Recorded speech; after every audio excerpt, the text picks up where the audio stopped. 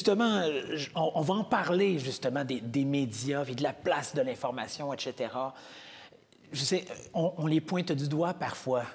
Est-ce qu'on peut dire qu'aussi l'image qu'on a de la vie politique et la vie politique en général, la tendance, puis des fois les problèmes, les lacunes qu'on y voit, c'est un peu aussi la faute aux médias? Est-ce qu'on pourrait dire ça comme ça? Est-ce que c'est exagéré?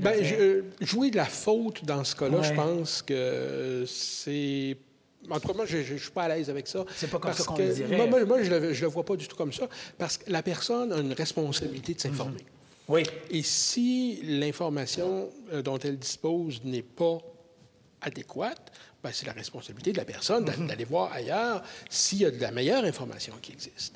Ceci étant dit, avec les pressions qui existent dans le monde médiatique, c'est sûr que parfois les coins sont tournés un peu ronds. Ça arrive. Oui. Mais encore plus important, je dirais, c'est encore un autre vieux proverbe, que les gens heureux n'ont pas d'histoire. Oui. C'est vrai. Quels sont les politiciens qu'on met en exergue?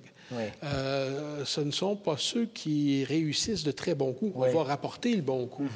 Mais peut-être par peur de vouloir jouer l'ami trop près du politicien, garder son sens critique, peu importe, on n'insistera pas nécessairement. Mais si un politicien se met les pieds dans les plats ou encore pire dans la bouche, on va avoir l'occasion de le voir en boucle. Ça va être critiqué. Il va y avoir des exégètes qui vont tenter de tout expliquer. Et l'accumulation de ces choses-là va mettre une emphase sur le côté plus, au mieux, plus burlesque de certains comportements et au pire, plus dommageable d'autres comportements. Et c'est l'accumulation de ça. Bien sûr. Alors, dire que c'est la faute des médias, c'est couper court en soi. Oui.